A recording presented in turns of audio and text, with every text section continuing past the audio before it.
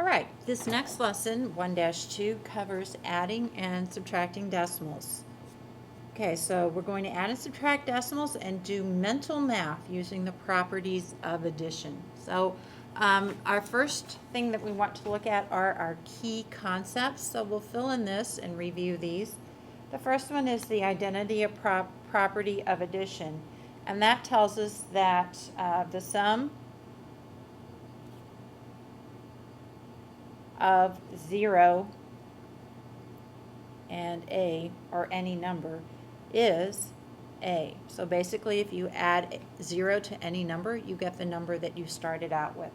So an example using arithmetic, which is with numbers, 5.6 plus 0 equals 5.6, and a plus 0 equals a.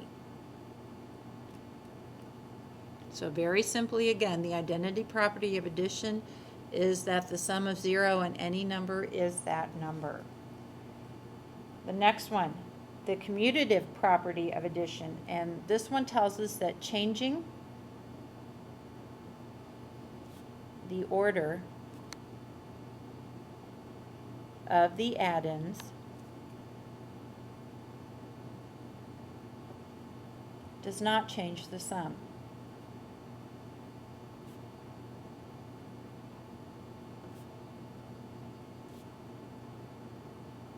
Okay, so remember, the addends are the numbers that we were adding together.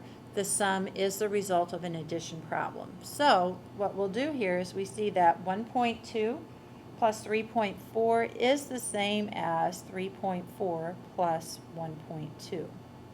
Okay, if I want to look at it algebraically, which would be with variables, a plus b is the same as b plus a. So I can change around the order of the addends. It's not going to change the final result of what I get. Associative property of addition tells us that changing the grouping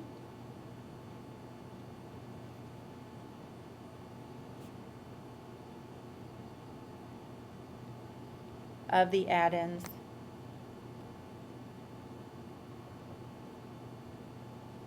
does not change the sum.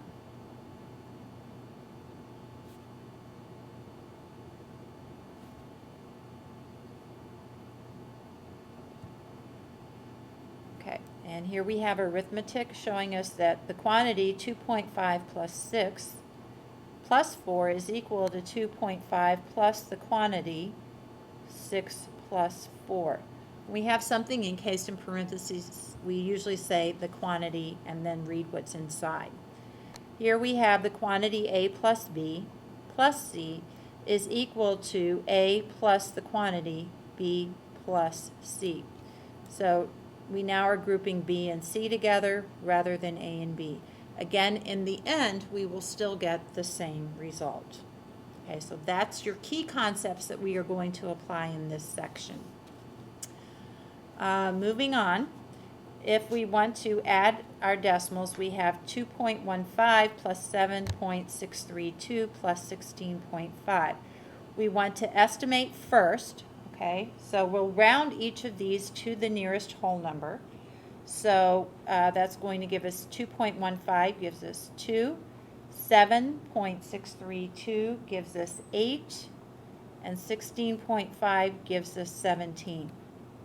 Okay, so then I have 8 plus 2 is 10 plus 17. This adds up to 27.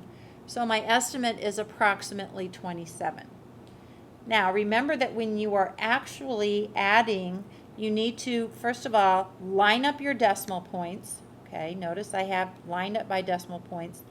And then insert zeros so that each addend has the same number of decimal places. So I've added a 0 here, and then 2 zeros have been added back here because this has 1, 2, 3 places in it. After that, you simply add, starting with the right-hand column and working back toward the left. So this gives me a 2. 5 plus 3 is 8. Nothing to carry.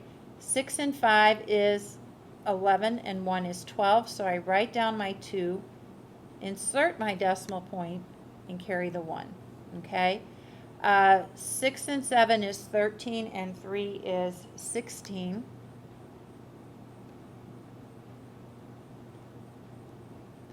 I'm going to carry 1, and I get a 2. So my number is 26.282. So since 26.282 is close to 27, my answer is reasonable. So the estimate helps you determine whether or not your answer is in fact reasonable. At this point, I'm going to stop and let you do the quick check.